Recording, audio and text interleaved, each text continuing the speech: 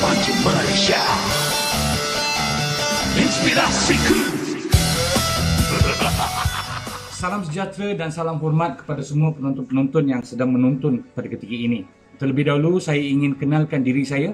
Nama saya Jagan dan saya merupakan pengasas kepada dunia pemancing Malaysia yang selalu aktif giat dalam membuat rancangan-rancangan memancing yang bertajuk rancangan Salam Pacak. Baiklah, tujuan utama Jagan untuk buat video pada hari ini ialah untuk memberi satu penggambaran ataupun mesej kepada pihak atasan, iaitu kerajaan yang kita sayangi bersama-sama. Baiklah, sekarang dalam masa COVID-19, okey, pandemik yang kita sedang lalui sekarang ni, banyak perkara-perkara yang sedang berlaku dan kita faham sebagai rakyat Malaysia bahawa kerajaan mempunyai tanggungjawab yang banyak dan berat di tangan mereka. Jadi mungkin kadang-kadang mereka terlepas pandang sesuatu perkara, dan saya rasa sebagai rakyat Malaysia yang biasa, ia menjadi tanggungjawab kita untuk memberitahu beberapa perkara. Jadi kebelakangan ini, selepas PKP dan selepas bermulanya PKPB, banyak perkara yang telah dipertikaikan oleh netizen-netizen, terutamanya pemancing. Right? Jadi hari ini Jagan ingin memberi pandangan Jagan mewakili keseluruhan industri memancing, bukan hanya kepada fokus kepada satu kategori saja, malah keseluruhan industri memancing. Jadi untuk recap balik sesuatu yang telah berlaku selepas PKPB dimulakan, ialah beberapa sektor telah dibuka dan beberapa aktiviti sukan riadah yang telah dibenarkan, dan salah satu yang telah menjadi isu utama ialah sukan golf. Ya, sukan golf di mana ramai telah mendapati ianya tidak adil. Okey, saya rasa perkara ini we have to go to the basic. Okey, we have to go to the basic. Kerana sampai sekarang ada satu perkara yang saya rasa kita telah overlooked. Okey, how it was overlooked? It's very simple. Kerana kesemua pelesenan kolam memancing, premis kolam memancing tidak berada di bawah Kementerian Perikanan ataupun Kementerian Sukan. Kerana kesemua pelesenan untuk kolam memancing berada di bawah Kementerian Pelancongan. Jadi ini telah menjadi satu tanda soal kepada saya, kenapa suatu bisnes sukan which is related to sukan, kolam memancing, berada di bawah Kementerian Pelancongan. Adakah kolam memancing ini merupakan satu tempat di mana pelancong datang dan pergi tengok bagaimana orang tengah memancing? Tidak. Kan? Bukan. The system have to change. First of all, this is how the whole thing comes down. Because kerajaan mungkin mereka hanya boleh melihat beberapa kategori. Okay, this particular sukan, okay, di bawah this kementerian. Jadi mungkin mereka hanya boleh nampak di situ. Jadi sebab itu, premis kolam memancing masih tidak dapat kebenaran dari pihak kerajaan, walaupun kami bersedia untuk mengikut SOP yang telah disediakan. Balik kepada soal golf, saya juga telah cuba sedaya upaya untuk memberitahu beberapa kawan. Okay, mungkin golf ialah satu kategori, right? Golf is only one category, or we can say two: driving range and on the course. Tetapi memancing bukan begitu. Memancing ada banyak kategori.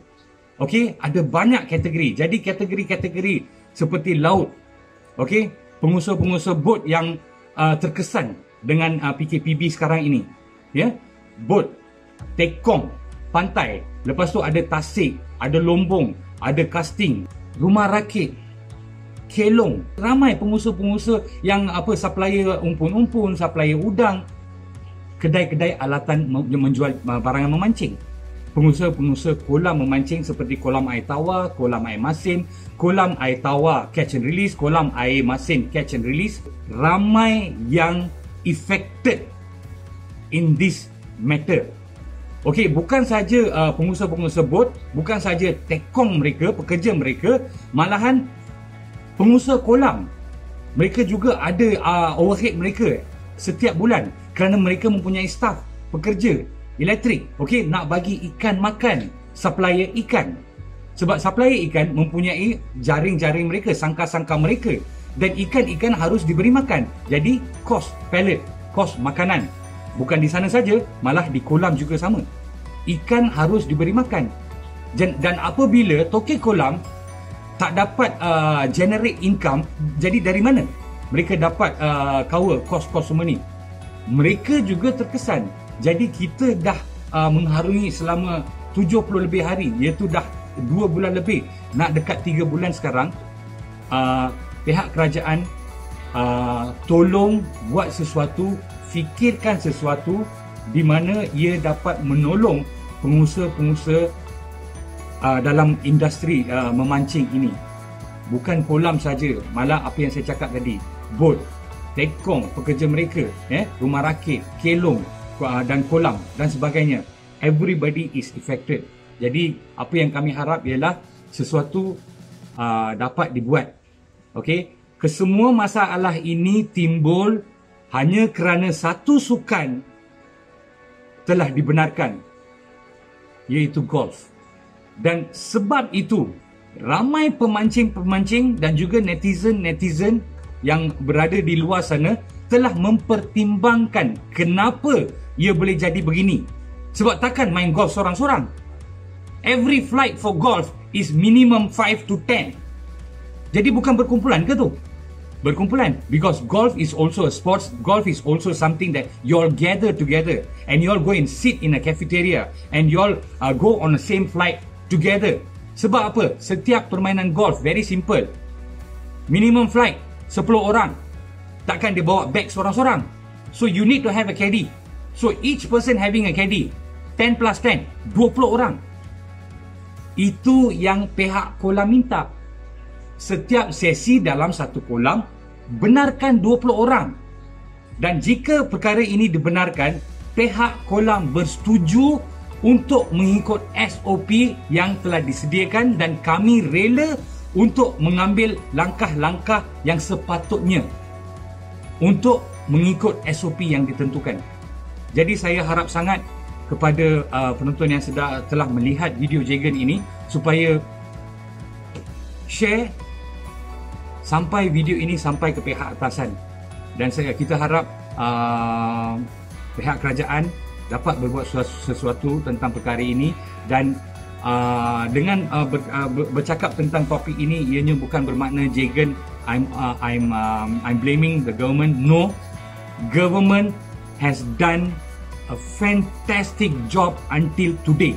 Sampai sekarang kerajaan kita telah buat yang terbaik untuk masyarakat, dan kami memang salute kerajaan Malaysia sekarang ini.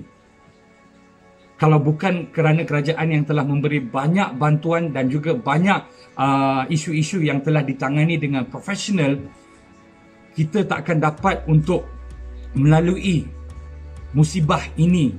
Tetapi pada masa yang sama, apa yang kami minta ialah pihak kerajaan untuk ambil sedikit masa untuk look into this big industry. This is a big industry. Right? This is a big industry. Kami faham nelayan dibenarkan, yeah, because it has something to do with our economy. Yes.